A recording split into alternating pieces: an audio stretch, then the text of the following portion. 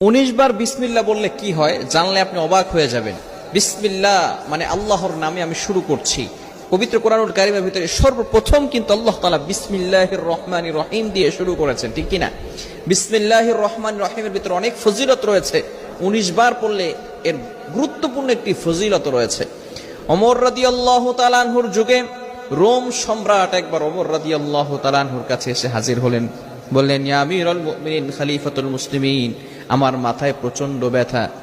ওমর রাদিয়াল্লাহু তাআলা আনহু এমন একটা টুপি সেই রোম সম্রাটকে দান করলেন।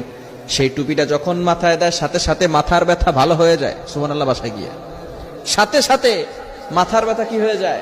ভালো হয়ে যায়।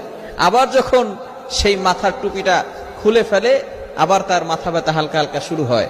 এবার সকলে অবাক হয়ে গেল সেই টুপির ভিতরে কি আছে। ওমর ইবনুল খাত্তাব রাদিয়াল্লাহু তাআলা আনহু টুপি